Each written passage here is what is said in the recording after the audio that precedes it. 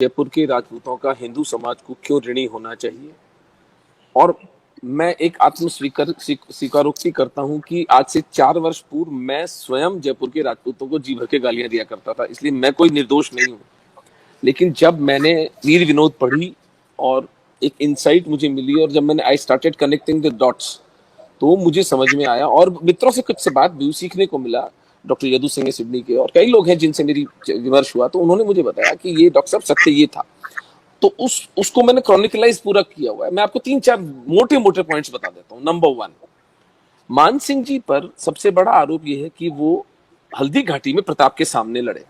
मैं मानता हूं उसकी ऑप्टिक्स बहुत घटिया है, क्योंकि प्रताप हमारे हैं, प्रताप को हम प्रेम करते हैं, और जो प्रताप से लड़ रहा है वो कोई भी हो, हम उससे घृणा करते हैं। वो एक सामान्य बात है। लेकिन हमें मान सिंह जी की परिस्थिति समझनी पड़ेगी। उन्होंने जाके मुसलमानों से अलायंस नहीं किया था, अलायंस उनके दादा ने किया था। आप सोचें, आपके दादा कोई बिजनेस प्रपोजल किसी के साथ कर लें, आपको झक मार के उसको ऑनर करना पड़ेगा। आप उतने लिप्त हो जाते हैं उसके अंदर कि आपको उसको ऑनर करना पड़ेगा। अब अंडर द सर्कमस्टांसेस, उस परिस्थिति में वो क्या कर सकते थे? उन्होंने हल्दी घाटी के युद्ध के बाद प्रताप का 2 मीटर तक भी पीछा नहीं किया। प्रताप भी घायल थे, चेतक भी घायल था। आसिफ खान ऑन रिकॉर्ड है, उसने कहा कि इनका पीछा करेंगे। मान सिंह जी ने मुंह फेर लिया। एक दूसरी बात, जब हल्दी घाटी से वो उनकी, क्योंकि हल्दी घाटी के युद्ध से मान सिंह जी से नाराज हुआ अकबर और उनकी ड्योढ़ी कम कर दी। जिस लेवल पे मान सिंह जी बैठा करते थे, हल्दी घाटी के युद्ध के बाद वो नीचे बैठने लग गए। 1 वर्ष तक अकबर ने उनसे बात तक नहीं की, क्योंकि अकबर अपने हृदय में मानता था कि प्रताप को पराजित करने में न करने में मान सिंह जी की महती भूमिका है। हम भले ही कितना मान सिंह जी को गालियां देते रहे। इसके बाद मान सिंह जी को अफगानिस्तान भेजा जाए। सोचिए उस आदमी की स्ट्रैटेजी, मुगल सेना को लेकर अफगानों को मरवा रहे हैं, अफगानों से मुगलों को मरवा रहे हैं। अगर मान सिंह जी ऐसा नहीं करते और अफगान मुगल अलायंस हो जाता, पूरे भारत का इस्लामीकरण रोकना असंभव था। फिर बंगाल में यही किया। मुगलों की सेना मुसलमान जितने भी जो विद्रोह करते थे उनको जाके मारते थे। कछावे राजपूत गिनती के 1000-1500 होते थे। ये मुसलमानों से मुसलमानों की लड़ाई मान सिंह जी का मास्टर स्ट्रोक था। तीसरी बात, प्रताप के देहावसान के बाद महाराणा अमर सिंह जी के ऊपर अकबर ने उनको युद्ध अटैक करने के लिए भेजा सन 1600 में। 1597 में प्रताप का मोक्ष होता है। उसके 3 वर्ष तक अकबर चुप रहा। फिर अपने बेटे सलीम, जो बाद में जहांगीर बना, उसके नेतृत्व में मान सिंह जी को बोला कि सहायता करो। अब सलीम जो था वो अय्याश था, दारू पीता था, लड़कीबाजी उसमें लगा रहता था। अजमेर पढ़ा रहा, वो मेवाड़ नहीं गया। मान सिंह जी भी नहीं गए। कभी किसी काम से ग्वालियर चले जाते, कभी किसी काम से कहीं चले जाते। 4 वर्षों तक उन्होंने अमर सिंह जी पर अटैक नहीं किया। हम उस बात को देखने को राजी नहीं है।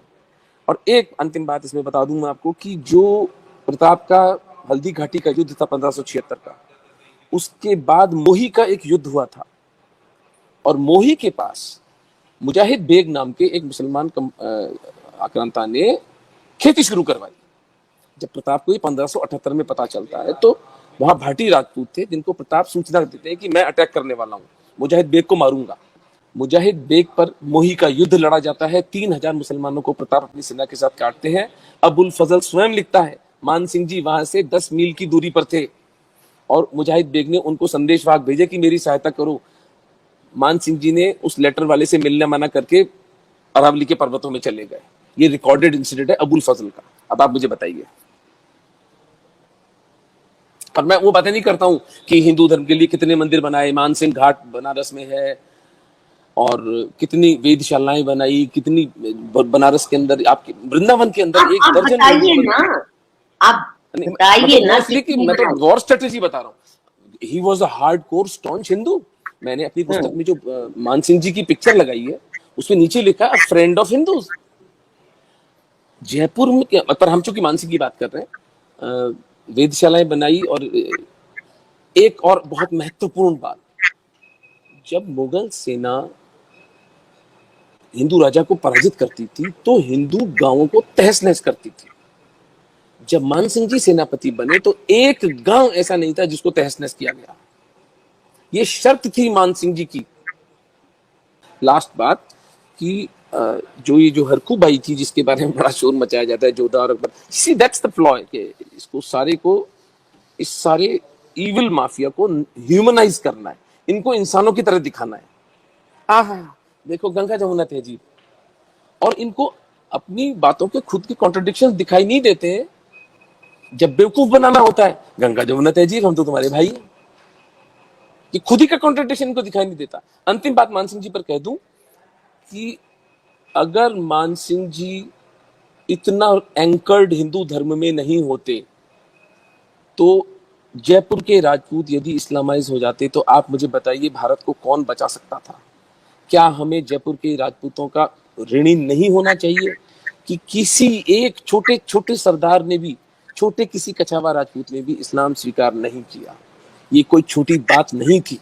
उस समय के कालखंड में जितना मिशनरी इवेंजेलिकल धर्म इस्लाम है, उसको देखते हुए उनके बीच में रहना, उनके साथ खाने खाना, उनके साथ उठना बैठना। बाबर ने ऑफर की थी जयपुर के राजपूतों को, बाबर अकबर के दादा ने, कि हम रॉयल लोग हैं, हमें भी रॉयल ब्लड चाहिए शादी के लिए। जयपुर के राजपूतों ने इनकार कर दिया। अच्छा, एक जो जयपुर के राजपूतों को, मान सिंह जी को सारा दोष हम दे रहे हैं, आज चूंकि मान सिंह जी की बात कर रहे हैं इसलिए मैं आगे नहीं बोलूंगा, काफी लंबा हो गया है मेरा वक्तव्य। जयपुर के राजपूतों पर एक लांछन और दिया जाता है कि साहब इन्होंने मुसलमानों का साथ दिया। तो मतलब हम जो 3 राजा हैं उनकी बात करेंगे, हम पृथ्वीराज कछावा की बात नहीं करेंगे जो सांगा के साथ खानवा की लड़ाई में लड़े। हम मिर्जा राजा जयसिंह की बात नहीं करेंगे जिन्होंने बाद में राज सिंह जी का, छत्रपति शिवाजी महाराज का साथ दिया, जिसके कारण उनकी हत्या हुई। तो जयपुर के राजपूतों का ऋण हिंदू समाज नहीं उतार सकता, क्योंकि मुसलमानों के साथ रहते हुए भी ये इस्लामाइज नहीं हुए। अच्छा ये बताइए, ये डिस्टॉर्शंस आई क्यों, और इसका क्या किसको फायदा है कि आप जयचंद को पिक करके डिमोनाइज करो, मानसिंह को इस तरह डिफेम करो? ये इससे, बाकी तो हम जानते हैं कि मुगलों को ग्लोरीफाई करने से तो फायदा सस्ती भावुकता। मेरे को बस एक ही बात कहनी है कि जयपुर के राजपूतों का कृपा करके उनको नीचा दिखाना बंद करें। भारत के इस्लामीकरण को रोकने में जितना महत्वपूर्ण मेवाड़ का योगदान था, उतना ही महत्वपूर्ण जयपुर का योगदान था। केवल एक 100 वर्ष के कालखंड के लिए, जहां पर कि भारमल, भगवान दास और मानसिंह मुखर होकर मुसलमानों की तरफ से लड़े। सवाई राजा जयसिंह की हत्या औरंगजेब ने इसलिए करवाई क्योंकि शिवाजी महाराज को उन्होंने एस्केप करवाया था। ये मेरी पुस्तक में मैंने लिखित प्रमाण से स्थापित किया है।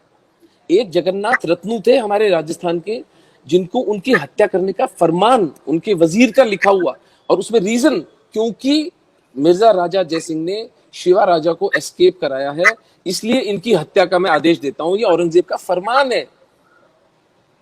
अभी भी हम जयपुर के राजपूत को गाली देना चाहें तो हम स्वतंत्र हैं, लेकिन जयपुर के राजपूत तो नहीं देते, पर एक दो नाम को चुन के हम उनका विकृत नहीं। मैम, राजस्थान में मैं रहता हूँ ना, जहां पर हमारे यहाँ पर मैं स्वयं दोषी हूँ ना, मैं स्वयं उसका दोषी हूँ।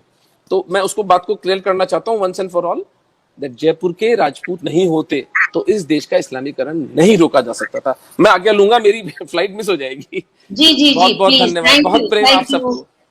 Thank you Ratnu ji, thank you.